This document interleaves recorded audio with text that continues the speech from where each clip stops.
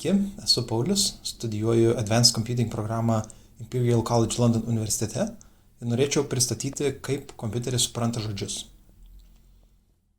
Pradėkime nuo to, kad kalbos supratimas yra nelengva užduotis.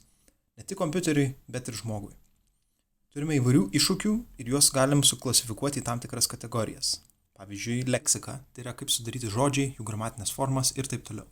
Pavyzdžiui, žodis šaldytuvo yra tiesiog šaldytuvas, bet kilmininko linksnio. Arba žodis žaidėjai, jis yra tiesiog veiksmažodis žaisti, kuris yra antros mens būtojo laiko. Kompiuteris turi suprasti, kad vyksta dialogas, kad kažkas su kažkuo kalba, kreipiasi į kitą žmogų ir kalba apie būtąjį laiką.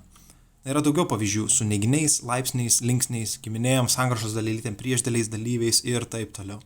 Ir visą tai apibendrina leksika. Toliau sintaksė. Ji tyria sakinio dalis, jų struktūrą ir taip toliau. Pavyzdžiui, turime sakinį Lietuvos gyventojai labiausiai pasitiki ugniagesiais. Tai čia kiekvienas žodis turi savo kalbos dalį ir savo sakinio dalį ir atlieka tam tikrą funkciją sakinyje. Tai žodis labiausiai apibūdina žodį pasitiki, taip pat žodis ugniagesiais nurodo, apie ką tas pasitikėjimas yra. Ir tada gyventojai patikslinami žodžiu Lietuvos ir tada frazė su veiksniu, tai yra Lietuvos gyventojai veikia veiksmą, kuris yra labiausiai pasitiki ugniagesiais. Tai aišku, mes viso šito iššifravimo nedarome, tačiau kompiuteriui, kuris neturi intuicijos, o tiesiog laikosi užprogramuotų taisyklių, reikia visą tai suprasti. Ir tai, kad pavyzdžiui žodis labiausiai neapibūdina žodžio gyventojai, nes gyventojai labiausiai tiesiog neturi prasmės. Ir kitas pavyzdys, pamačiau draugą su žiūronais. Tai gali reikšti, kad aš turėjau žiūronus, ar ne, ir aš su žiūronais pamačiau savo draugą. Arba tai gali reikšti, kad aš pamačiau draugą, kuris buvo su žiūronais. Toliau, semantika. Ji tyria, kokią prasmę turi žodžiai ir sakiniai. Tai pavyzdžiui, žodis kasa gali turėti kelias reikšmes, tačiau jeigu pridedame šiek tiek konteksto, tada mums pasidaro aišku, apie ką kalbame. Taip pat iš mūsų kirčiavimo ir intonacijos mes suprantame, kad kasa turbūt yra daiktavardis, tačiau tai gali būti ir kasa, ar ne? Jeigu žodis užrašytas, mes prarandame šiek tiek informacijos, negalime atskirti ar tai kasa ar kasa. Ir pavyzdžiui, sakinys, jie dviese duobę kasa, taip pat užrašo žodį kasa arba kasa, bet jau tapo nebe daiktavardis, o dabar jau veiksmažodis. Ir kompiuteriui reikia turėti papildomų žinių apie pasaulį, žinoti, kad duobė kasa yra veiksmas ir kad ne visos kasos yra atidaromos ir panašiai. Dar vienas pavyzdys, mes turime sakinį šuo puolė žmogų ir galime jį pertvarkyti taip, kad jis turėtų tą pačią prasmę. Žmogus buvo šuns puolamas. Gal čia netoks gražus sakinys, bet semantiškai jisai reiškia tą patį. Turime dar kitą pavyzdį.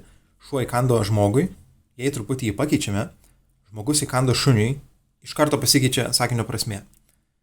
Tai jeigu kompiuteris bando išsiaiškinti sakinių prasmę, jam neužtenka surasti žodžius žmogus, šuo įkando ir bandyti spėti, kad viskas yra taip paprasta, kad šuo įkando žmogų ir visa kita. Jam reikia išsiaiškinti, koks yra subjektas, kokie žodžių linksniai, ryšiai ir panašiai. Toliau diskursas. Jis tyria, kaip sakiniai susiję tarpusavėje ir kokia yra tema.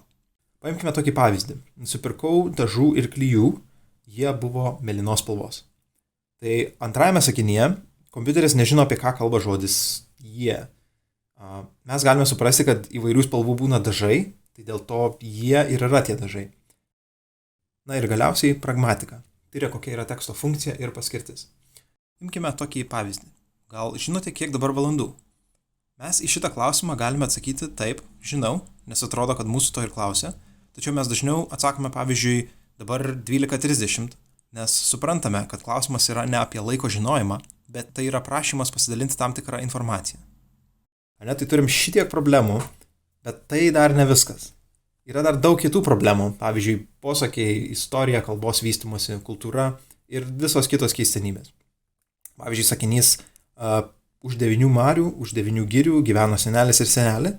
Jis tikriausiai nereiškia, kad už konkrečių 9 jūrų ir 9 miškų rasime senelių gyvenamąją vietą. Tai lietuvių kalbos tautosakoje yra dažnai naudojamas skaičius 9 ir jis turi kažkokią stebuklingą prasmę. Ir kitose kalbose yra kitų skaičių, pavyzdžiui, anglų kalboje būtų 7. Tai pavyzdžiui, the 7 seas, tai tas skaičius 7 yra magiškas. Taigi, turime šitiek iššūkių ir anksčiau žmonės kūrė algoritmus, kurie sprendė kiekvieną individualų iššūkį.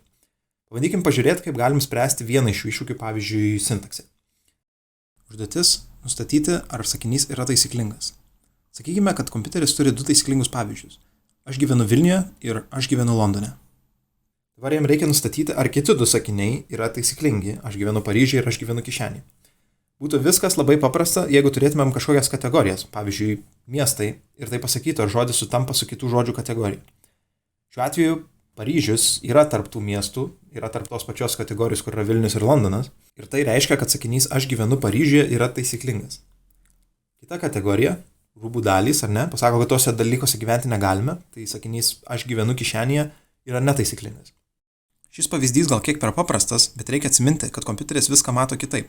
Jis neturi kažkokios atminties ar natūralaus kalbos supratimo. Tai kad šį dalyką geriau iliustruočiau, pasirinkau kitą kalbą, tajų kalbą, ir tai maždaug iliustruoja, ką mato kompiuteris. Galbūt jis pastebėtų, kad visi sakiniai prasideda kažkokia bendra dalimi, kuri pavyzdžiui kalba apie gyvenamąją vietą. Kaip ir anksčiau, pirmi du pavyzdžiai yra iš vienos aibės, kuri vadinasi miestai, trečiasis irgi, todėl jis privalo irgi būti taisyklingas. Na, o ketvirtasis iš kitos aibės, todėl jis bus netinkamas. Tai kad išspręstume šią problemą, turime turėti preliminarų žodyną, su kuriuo norime dirbti. Ir žodžių kategorijas, pavyzdžiui, miestai, arba rūbų dalys, arba gyvūnai. Iš šių žodžių kategorijų sudarome lentelę, kurioje nurodyta, ar tam tikras žodis yra tam tikroje kategorijoje. Tada kompiuteris, gavęs žodį, gali tiesiog pereiti per lentelę ir suprasti, apie ką yra tas žodis. Gali būti net ir persidengiančios aibės, pavyzdžiui, valgomi dalykai. Ar ne, čia pavaizdavau višta, jis yra tiek gyvūnas, tiek valgomas kai kur.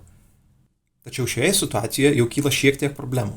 Pavyzdžiui, kai kuriuose šalyse ir kultūrose šuo yra valgomas, pavyzdžiui, Korėjoje, Nigerijoje ar Šveicarijoje. Tai šią problemą galime dalinai išspręsti, jei lentelėje vietoj tinka netinka, tai yra varnelė kryžiukas, žymėsime kokį nors tai skaičių. Dabar 0 reiškia, kad žodis nėra kategorijoje, vienetas žodis yra pilnai kategorijoje, o skaičius tarp 0 ir 1 reiškia, kad ta kategorija dalinai tinka žodžiui. Na, čia pavaizdavau katė 0,1 ir šuo 0,2, nes kai kur yra valgomi, višta 0,8, nes dažniausiai valgoma, bet ne visų. Paimkime kitą pavyzdį. Turime sąrašą gyvūnų ir dvi kategorijas – kailinis ir pavojingas. Galime šią lentelę atvaizduoti grafike. Štai taip atrodytų šių žodžių pasiskirstimas. Jau iš karto galime matyti tam tikrus žodžių klasterius. Pavyzdžiui, šuo ir katė sudaro kažkokią tai aibę, arba meška ir liūtas. Tai kad išvelgtume šiuos klasterius, tiesą pasakius, mums net nereikia kategorijų pavadinimų. Net ir tada galime nustatyti, kad pavyzdžiui, šitas taškas arti meškos ir liūto turbūt yra kažkoks grėsmingas gyvūnas, panašus į juos. Dabar, kad galėtumėm apie šios gyvūnus pasakyti kiek daugiau negu apie jų kailį ir pavojaus lygį, mums reikia turėti daug daugiau kategorijų. Taip pat, kad kompiuteris suprastų ne tik gyvūnus, bet ir kitus žodžius, mums reikia praplėsti mūsų žodyną. Kaip matote, jeigu norime sukurti kompiuterį tokį žodyną, užtruktume be galo ilgai, kol sužymėtume visas kategorijas. Man šią mažą lentelę sudaryti užtruko porą minučių, tačiau žodžių mūsų kalboje turime šiek tiek daugiau nei 6. Tai pavyzdžiui, lietuvių kalbos žodyne turime 500 000 straipsnių apie žodžius. Tai tokią lentelę su 2 kategorijom sudaryti užtruktų apie 116 parų, dirbant be pertraukos, jeigu 6 žodžius užtruko 2 minutės. Aišku, turėti reiktų daugiau negu 2 kategorijas, tad ši užduotis pasidaro itin sudėtinga. Dėl to norėčiau pristatyti šiuolaikinį metodą, kaip galime išmokyti kompiuterius suprasti kalbą. Jis remiasi pasiskirstymo hipotezę. Paprastai tariant, ši hipotezė sako, kad jeigu 2 žodžiai pasitaiko panašiam kontekste, tai jie turi panašias reikšmes. Pažiūrėkime į pavyzdį. Tai čia turime žodį žurnalas, ar ne?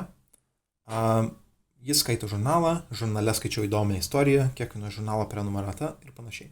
Turime kitą žodį, laikraštis, kuris irgi pasitaiko labai panašiuose sakiniuose. Jis skaito laikraštį, laikraštyje skaičiau įdomią istoriją, kiek kainuoja laikraščio prenumerata ir panašiai. Aišku, šie sakiniai nebus visiškai identiški. Pavyzdžiui, daug dažniau galėtume rasti sakinį, kuris susijęs su kepurėmis iš laikraščių, negu kepurėmis iš žurnalų. Tačiau vis tiek, šie 2 žodžiai turi panašias reikšmes. Dabar pristatysiu vieną algoritmą, kuris yra paremtas šią hipotezę. Tai yra algoritmas skipgram. Šis algoritmas yra skirtas tam, kad kiekvienam žodžiui surastume skaičių rinkinį, kuris atspindi to žodžio reikšmę. Taip abstrakčiai. Tai kiekvienas žodis turi savo skaičių rinkinį, tam tikrą vektorių, kuris atspindi to žodžio reikšmę. Galime tai įsivaizduoti kaip kažkokios abstrakčios nenurodytos kategorijos. Na, šiame pavyzdyje to vektoriaus dydis yra 5. Tačiau praktiniuose taikymuose būna 25, 100, 300 ir jei neklystų, ChatGPT naudoja 1536 skaičius, kad atvaizduotų vieną žodį. Kuo didesnis šis skaičius, tuo tikslesnes žodžio reprezentacijas galime rasti. Taigi turime savo žodyną, kuris turi žodžius ir kiekvienam žodžiui turime po 5 arba daugiau skaičių. Taip pat turime ir antrą lentelę, kuri analogiškai turi tiek pat skaičių. Skaičius lentelės iš pradžių sugeneruojame atsitiktinai ir tuomet keičiame juos, kol galų gale gauname lenteles, kurios atspindi žodžių reikšmes. Šiam algoritmui taip pat reikia didelio duomenų kiekio, tai yra, jam reikia daug taisyklingų sakinių. Pavyzdžiui, lietuvių kalbai tai galėtų būti visi LRT straipsniai arba lietuviškoji Wikipedija ir panašiai. Tuomet iš to duomenų rinkinio imami sakiniai, pavyzdžiui, mano batai buvo 2 ir taip toliau. Ir bandoma atspėti žodžius tokiu principu. Imame pirmą žodį ir bandome iš jo atspėti kontekstą, pavyzdžiui, iš abiejų pusių esančius 2 žodžius. Tada imame antrą žodį, darome tą patį, imame trečią ir taip toliau. O kaip veikia pats atspėjimas? Pažiūrėkime šį pavyzdį. Turim žodį batai, bandome atspėti žodį buvo. Kad tai padarytume, paimame šio žodžio vektorių ir sudauginame jį su antros lentelės vektoriumi. Tai pirmas skaičius su pirmu, antras su antru ir taip toliau, penktas su penktu ir sudedame. Šiuo atveju gavome 0,41. Taip pat padarome su antra eilute ir visomis kitomis ir gauname štai tokį stulpelį. Kad su juo būtų paprasčiau dirbti, jį galime normalizuoti, pritaikome tokią softmax funkciją, kuri paverčia skaičius į intervalą nuo 0 iki 1, lyg tikimybės. Tas tikimybės dabar galime atvaizduoti šitaip. Tai norėjome iš žodžio batai atspėti žodį buvo, bet dabar didžiausia tikimybė yra žodžio adata. Taigi mes norim, kad mūsų tikimybės atrodytų šitaip. Vienetas, kur yra žodis buvo ir 0 visur kitur. Mes galime pamatuoti šį skirtumą ir bandyti jį sumažinti. Tai su išvestinių pagalba galime surasti tuos skaičius, kuriuos mums reikia pakeisti.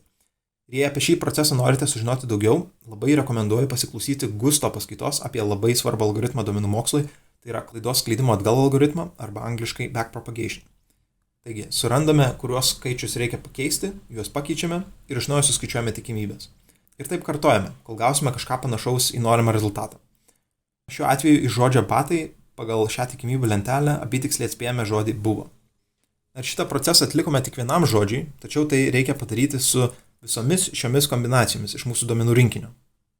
Pavyzdžiui, kai bandysime iš mano atspėti batai, tada iš pirmos lentelės imsime vektorių, kuris yra prie žodžio mano ir bandysime tikimybės paversti į tokias, kad didžiausia būtų prie žodžio batai.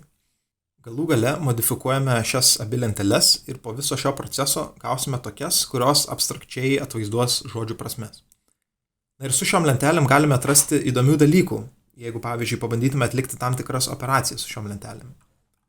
Čia aš pavaizdavau grafiką, kuriame 2 dimensijose atvaizduojamos tam tikrų žodžių reikšmės.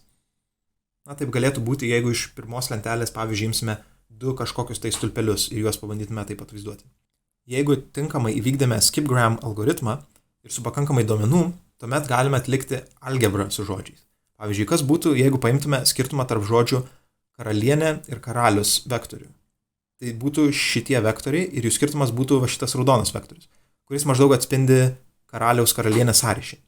Na ir įdomus dalykas yra tas, kad jei pridėsime šį skirtumą prie žodžio vyras vektoriaus, štai taip apytiksliai gausime žodžio moteris vektorių. Ir šį pavyzdį galime praplėsti. Pavyzdžiui, šalimis ir sostinėmis. Paryžius minus Prancūzija yra štai toks vektorius, na ir pridėjus prie jo Lietuvą, gauname Vilnius. Tai tas Paryžiaus Prancūzijos skirtumas atspindi tarsi šalies sostinės sąryšį. Gerai, grįžkime prie pradinio pavyzdžio. Dar vienas įdomus dalykas, kaip šitą galime panaudoti, tai imti lietuviškų žodžių koordinatės, japoniškų žodžių koordinatės ir jas palyginti.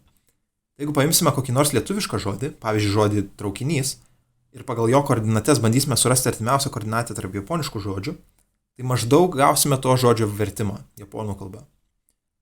Tačiau ir čia gali kilti problemų. Pavyzdžiui, lietuvių kalboje turime žodžius mėlyna ir žalia, bet japonų kalboje yra vienas žodis, kuris gali reikšti abi spalvas. Vėlgi, kaip ir minėjau pradžioje, kiekviena kalba turi savo iššūkių, savo kultūrą, istoriškai vystėsi skirtingai. Na ir dėl tos pačios priežasties, iš tikrųjų, šviesoforo žaliasis signalas kai kur Japonijoje yra mėlynas. Dar vienas pavyzdys. Lietuvių kalboje yra žodis sesuo, tačiau japonų kalboje yra 2 žodžiai. Vienas, jei tai jaunesnė, kitas, jei tai yra vyresnė sesuo. Šios problemos yra neišvengiamos ir dažniausiai reikia konteksto, jei norime tinkamai išversti žodžius. Praktikoje taip pat naudojame sudėtingesni algoritmai, bet aš norėjau jums pristatyti šį naivų metodą, kad susidarytų tam tikrą intuiciją. Pažiūrėkime į kitą užduotį. Tarkime, kad norime atspėti, koks bus kitas žodis.